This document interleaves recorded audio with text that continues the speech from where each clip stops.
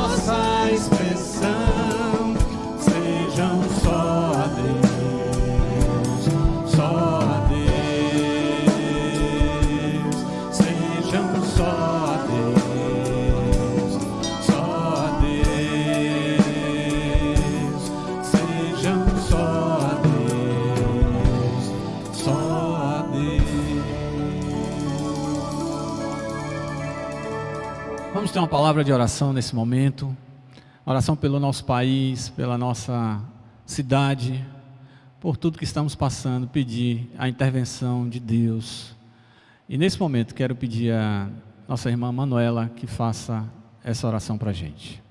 Santo, eterno e bendito Deus, muito obrigado, ó Pai, porque Tu és o nosso Deus, Tu és o nosso Pai, o nosso Consolador, o nosso Protetor, e só em Ti confiamos e a Ti te rendemos glória, e Te agradecemos pela vida, Te agradecemos pelas bênçãos concedidas, e mesmo com esse tempo, Senhor, em que não podemos estar reunidos, nós sabemos que Tu estás presente nas nossas vidas, nas nossas casas. Eu venho te pedir, ó Deus, que Tu dê sabedoria aos governantes para estar lidando com essa situação em que estamos vivendo. Tenha misericórdia dos profissionais de saúde que estão enfrentando, né, essa pandemia. Tenha misericórdia dos nossos irmãos, Senhor, que estão sofrendo com isso também.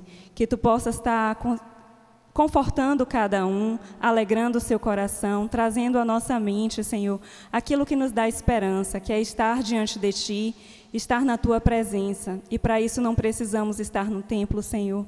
Bastamos entrar em comunhão contigo e Tu nos deste esse livre acesso através de Jesus. E por isso nós te somos gratos. Vem estar com a gente nesse momento, Senhor. Visita cada irmão, que Tu possas estar curando cada coração, limpando todo pecado, livra-nos de todo o mal. Em nome de Jesus, nós te agradecemos e te pedimos. Amém. Quero chamar agora o pastor Fábio Marconi, que trará a palavra para nossas vidas nesta manhã. Pastor Fábio, o Senhor te abençoe. Bom dia, pessoal. A graça e a paz de nosso Senhor e Salvador Jesus Cristo. Eu queria compartilhar com vocês a mensagem do Senhor contida na Epístola de Tiago, capítulo de número 1.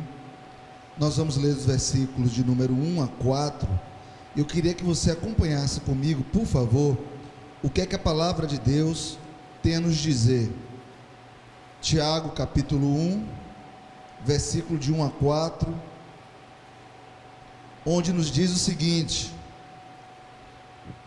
Tiago, servo de Deus e do Senhor Jesus Cristo, as 12 tribos que se encontram na dispersão, saudações. Meus irmãos, tende por motivo de toda alegria o passardes por várias provações, sabendo que a provação da vossa fé, uma vez confirmada, produz perseverança. Ora, a perseverança deve ter ação completa, para que sejais perfeitos e íntegros, em nada deficientes. Vamos orar? Você que está em casa agora aí nos vendo, por favor, baixe sua cabeça. Peça a Deus uma palavra para o seu coração. Peça a Deus que essa palavra encontre no seu coração abrigo, terra fértil. Que a boa e poderosa mão do Senhor visite a você e a sua família agora, neste momento. Senhor nosso Deus, antes de qualquer coisa queremos dizer que cremos que o Senhor controla todas as coisas. O Senhor controla da mais alta estrela, do mais grandioso planeta no sistema solar, onde quer que seja, como também o Senhor controla um ser microscópico, Pai. O Senhor controla terra e céus. O Senhor controla, Pai amado, mesmo quando nós não podemos, quando nós não sabemos, quando nós não vemos, o Senhor controla todos os detalhes de nossa vida. Ao Senhor toda a honra e toda a glória. Aplica a Tua palavra ao nosso coração. Visita cada irmão e irmã, cada lar que está nos ouvindo neste momento. Eu peço que o Senhor leve consolo e graça, perseverança, para que suportemos os dias maus, os dias de luta. Na luta ou na abundância, quando tudo está bem, quando tudo está mal, louvado seja sempre o Senhor. É a nossa oração no nome de Jesus. Amém. Meus amados, esses dias de quarentena, de luta, de combate a esse agente que tem causado tanto sofrimento, tanta dor ao povo brasileiro, à população mundial, de certa forma, nos dias de combate à Covid e ao novo coronavírus, eu vi muitas vezes nas redes sociais a seguinte frase, extraída das Sagradas Escrituras: praga alguma chegará à sua tenda, você não será infectado. Eu fiquei muito preocupado com a propagação dessa notícia, porque é óbvio que equivocadamente se retira das Escrituras um trecho da palavra para aplicá-la indevidamente ao nosso contexto. O texto das Escrituras, o Salmo 91, faz referência a um Deus que guarda, a um Deus que cura, mas nem essa porção da Escritura, nem qualquer outra faz referência a um Deus que me livra de passar pelas dificuldades. O texto fala aí, no capítulo 91 do Salmo, esse texto de referência que eu utilizei como introdução, o texto fala que Deus não permite que a praga chegue à tenda, mas só que nós sabemos que as Escrituras também mostram que mesmo que a praga chegue à tenda, Deus é Deus. Mesmo que o pior aconteça, dentro da nossa perspectiva humana, Deus continua sendo Deus. Alguns dizem que lá na praga do Egito, quando Deus separou o povo egípcio do povo de Israel, quando os egípcios sofreram as reveses e o povo de Israel foi poupado, alguns acham que a aplicação daquele contexto é plenamente factível para o dia de hoje, porque Deus que salvou e livrou o povo, fazendo distinção do povo egípcio lá no Egito, é o Deus que hoje vai fazer a mesma coisa. É óbvio que é uma interpretação equivocada das Escrituras. Não quero dizer aqui que Deus deixa de curar, deixa de livrar, deixa de salvar, que Deus nos livra de males que nós vemos e que nós não vemos. Não quero dizer isso. O que eu quero dizer é que todos nós estamos suscetíveis às dores desse mundo. Aliás, como disse Jó no seu livro de dor, Jó disse que como a faísca está determinada a sair da fogueira e ir para cima, assim um justo está determinado a sofrer. Não é um determinismo do sofrimento, do masoquismo, não é um determinismo do sofrimento pelo sofrimento em si. Nenhum sofrimento do justo deixa de produzir uma bênção para a sua vida. Digo para vocês que Deus nos chamou não para que sejamos um povo livre das dores do mundo, mas para que em meio às dores do mundo, sofrendo com as dores do mundo, nós sejamos um povo que serve ao mundo. Então a gente precisa livrar esse equívoco da nossa mente, de que pelo fato de crermos em Deus e sermos crentes, nós não vamos passar pelas dificuldades do mundo, vamos passar e vamos vencê-las. O apóstolo Paulo falou o seguinte: mesmo que eu morra, a morte para mim é lucro. Já não sei se vou, já não sei se fico, porque se o pior que o ser humano pode expectar é a morte, não devemos temer a morte, porque a morte é promoção, é um encontro com Deus. Certa feita, uma senhora estava de viagem de barco nos Estados Unidos, estava atravessando o lago Erie, e ela estava indo para Cleveland visitar uma filha sua. De madrugada, aquele barco foi tomado por fortes ondas.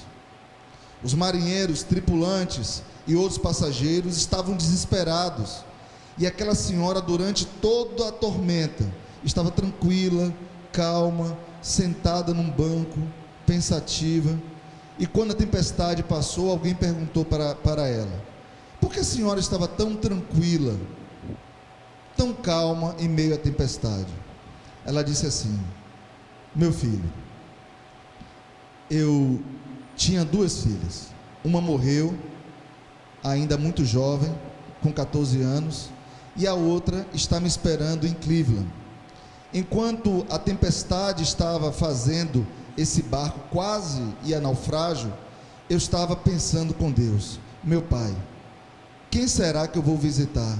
A minha filha mais nova, que está na tua casa, ou a minha filha mais velha, que está na casa dela?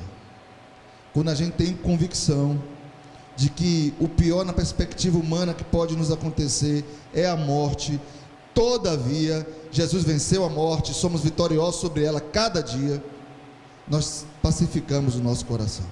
Esse texto da palavra do Senhor, capítulo 1 da epístola de Tiago, traz como introdução uma igreja que sofre.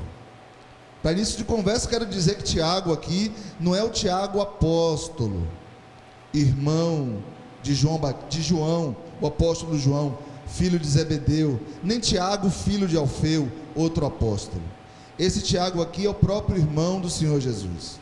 Interessante nessa epístola que Tiago, irmão de Jesus, se apresenta no seu escrito como servo de Deus e do Senhor Jesus Cristo. Ora, o sujeito conviveu a vida toda com o sagrado, apesar de na época não reconhecer Jesus como Messias. Saiu das entranhas, das mesmas entranhas que o sagrado saiu. Foi amamentado pelas mesmas tetas que o sagrado foi. Teve mesmo pai, mesma mãe, morou na mesma casa, comeu o mesmo pirão. Mas Tiago, quando se apresenta, ele se apresenta como servo de Jesus. Que apresentação fantástica do homem que tinha tudo para se gabar, apesar de ser o líder principal na igreja em Jerusalém, uma das pedras fundamentais em Jerusalém. Esse homem se apresenta meramente como servo de Jesus Cristo. Talvez aqui de cara, Tiago nos traga uma dica preciosa para os dias de sofrimento. O sofrimento deve ser encarado na perspectiva do serviço. Se tem gente sofrendo, o que é que eu estou fazendo para debelar, para diminuir o sofrimento das pessoas? Ele dirige essa epístola a destinatários aqui designados como as 12 tribos que se encontram na dispersão. Em suma, eram judeus, cristãos, convertidos ao cristianismo, que estavam dispersos pela diáspora imposta pela perseguição religiosa do sinédrio dos judeus. Ele escreve para uma igreja que sofria, ele escreve para uma igreja que passava as dificuldades do mundo, a hostilidade que todo aquele que quiser viver piedosamente em Cristo Jesus passará. Então Tiago nos traz, dos versículos de número 2 aos versículos de número 4, ele nos traz justamente como é que nós devemos enfrentar as dificuldades da vida. Como é que essa igreja que sofria, que estava dispersa, porque o apóstolo Pedro também nos diz que nós somos peregrinos e forasteiros nesse mundo, estamos aqui passando uma chuva, e essa chuva, gente, é muito rápida, porque da mesma forma que a vida é rápida, a tribulação também é. A vida passa, a tribulação passará, tudo passará, mas quem faz a vontade de Deus permanecerá eternamente. Tiago se dirige para essa igreja dizendo o seguinte: vou te dar a igreja perseguida, igreja que sofre, igreja quarentenada, igreja ameaçada, igreja refugiada, 3 formas de enfrentar a dificuldade com dignidade. E ele nos diz, em primeiro lugar, que nós enfrentamos a dificuldade com dignidade quando nós entendemos que as dores da vida não são incompatíveis com a alegria. É perfeitamente plausível você viver em meio à dor e mesmo assim ter um sorriso no rosto. Aqui não é um conselho estoico. Ele não nos manda sentirmos dor e aceitarmos a dor com um coração totalmente anestesiado para o que está acontecendo. Não é aqui uma tentativa de nos fazer chegar a um nirvana para que não sintamos dor, não é isso. Ele está dizendo o seguinte: a dor não pode tirar o sorriso do rosto do cristão. Ele diz: tende por motivo de toda alegria o passardes por toda tribulação, ou por várias tribulações. Essa palavra várias, no original grego, ela tem a ideia de ser multicor, multicolorida, multiforme. É a tribulação do medo da perda do emprego, é a tribulação do medo da perda de quem ama, é a tribulação por causa do medo da perda da saúde, da perda da liberdade. Toda e qualquer tribulação não terá sobre nós, não deve ter, melhor dizendo, sobre nós, a capacidade de nos tirar a alegria, de nos alegrarmos no Senhor. O salmista Davi disse que o Senhor é o meu quinhão na terra dos viventes.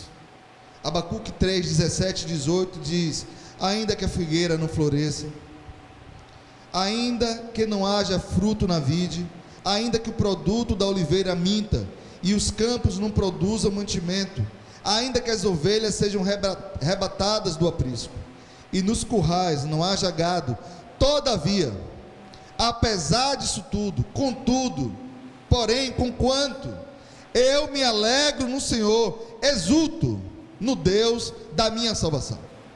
Portanto, mesmo que estejamos passando por toda dificuldade, nós precisamos crer que Deus tem poder para me fazer sentir alegria, gozo nas tribulações da vida. Isso é importante e não é uma fórmula de gente alienada, mas é uma forma de gente plantada na rocha, porque se a gente não tiver a capacidade de sorrir no meio da tragédia, nós não entendemos ainda quem tem controle sobre todas as coisas.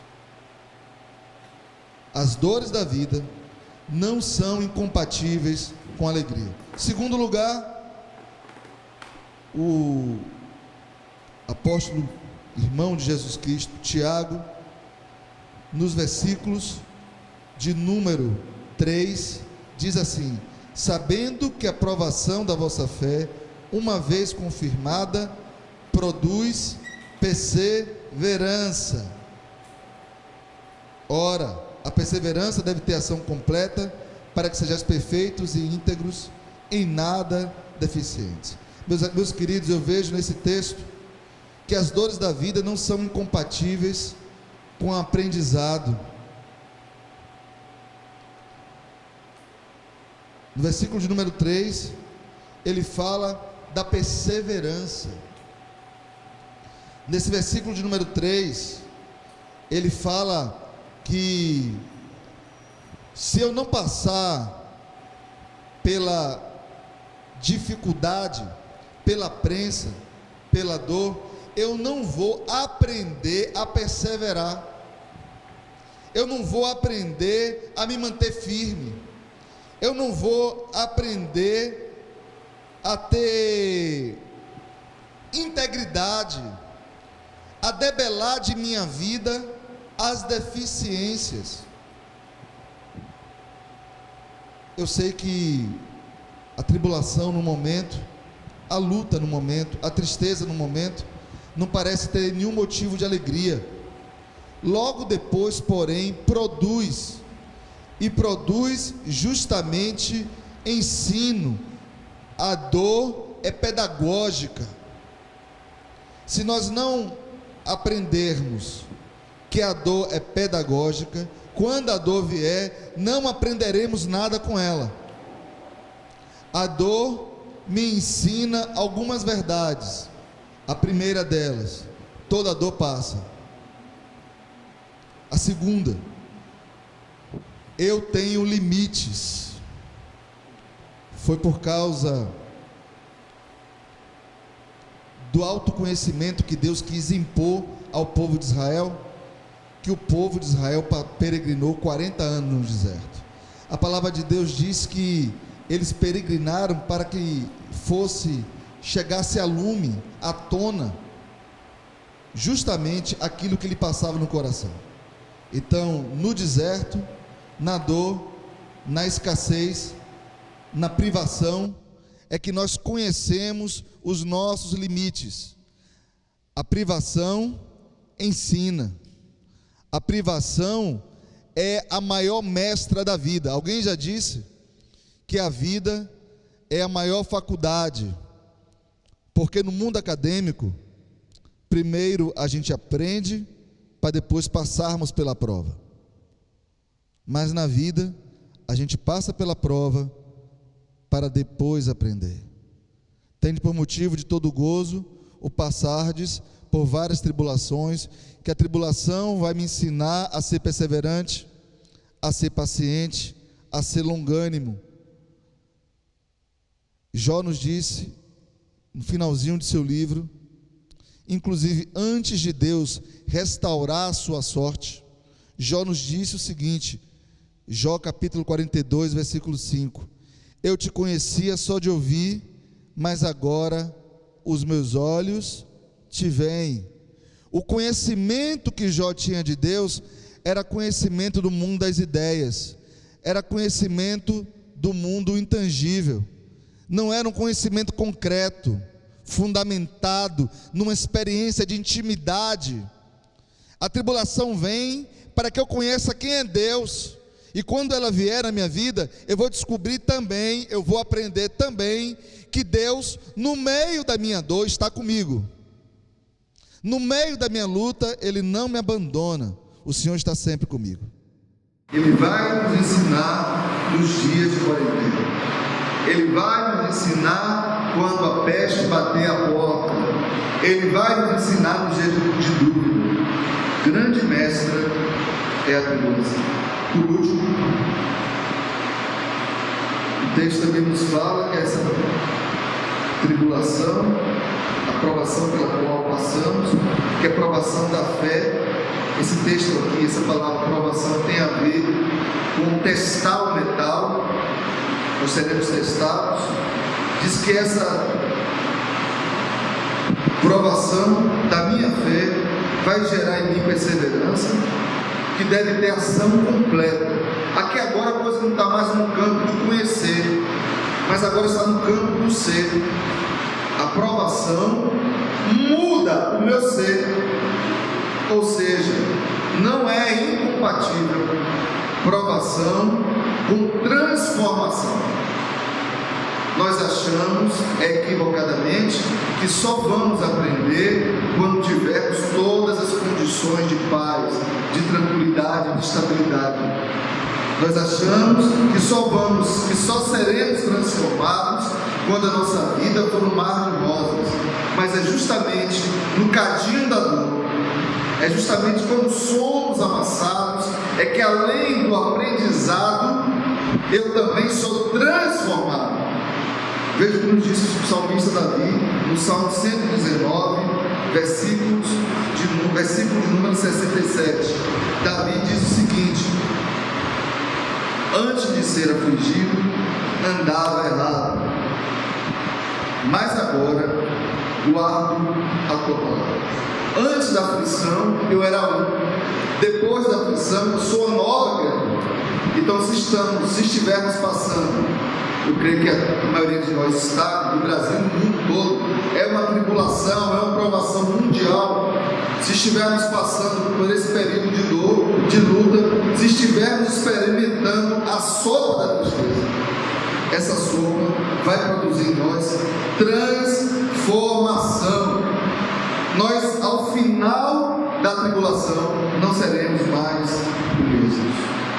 Eu tenho certeza que dá para sorrir, dá para aprender, e eu tenho certeza que nunca mais seremos os mesmos depois que esses dias passarem, que eles em breve passarão. Quero concluir essa palavra, povo amado, fazendo menção a um escritor chamado Gerhard Sitzer, em seu livro A Graça Disfarçada, Como a Alma Cresce com a Perda. Ele diz o seguinte: aprende-se com a tristeza dos outros, sofrendo-se a própria dor, ao voltar-se para dentro de si mesmo, encontrando-se a própria alma. Embora doloroso, o sofrimento é bom para a alma. A alma é elástica como um balão, ela pode ficar maior por meio do sofrimento. E também, quanto maior o sofrimento, maior será a assistência do Senhor, porque Ele nos assiste em nossas dificuldades. Que Deus nos abençoe. Vamos baixar as nossas cabeças mais uma vez e vamos pedir a Deus alegria, aprendizado e transformação em meio à dor. Graças te damos, ó Pai. Graças te damos, porque a tua palavra, que revela o teu Filho Jesus Cristo, é para nós um lenitivo, um consolo, um apoio, esperança. Cura os corações aflitos e desesperados. Que aqueles que nos ouvem agora, nesse momento, recebam um toque do Espírito Santo de Deus na sua casa. Se tem alguém panicado, desesperado, se alguém que me ouve está a ponto de tirar a própria vida por desespero, meu Pai, que o Espírito Santo do Senhor visite essa pessoa nesse momento e leve a paz que só o Senhor pode dar, e é a paz que excede todo entendimento. Faz-nos aprender, Pai, que a nossa disposição não deve ser de murmurar, mas de confiar e ter alegria no Senhor, porque a Tua palavra nos diz: alegrai-vos no Senhor, e queremos nos alegrar em Ti. Alegrar-se no Senhor é melhor do que a alegria, Pai amado, de saber que tem a cura para a doença, porque pode ter a cura para uma doença, mas ainda não tem a cura para a morte. Mas quem se alegra no Senhor tem a cura para a morte, porque espera, Pai amado, confiantemente um dia se encontrar contigo. Nos abençoa, derrama sua graça sobre nós, em nome de Jesus. Amém. Deus abençoe a cada um.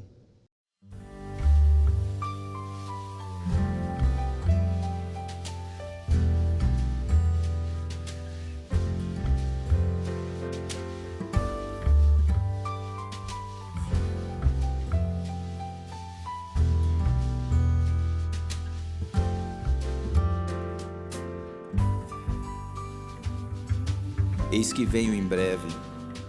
A minha recompensa está comigo e eu retribuirei a cada um de acordo com o que fez. Eu sou o Alfa e o Ômega, o primeiro e o último, o princípio e o fim. Um príncipe reluzente voltou.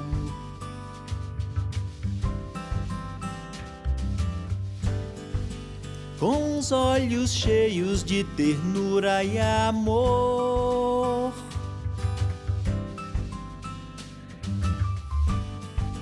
Subitamente o mundo inteiro parou.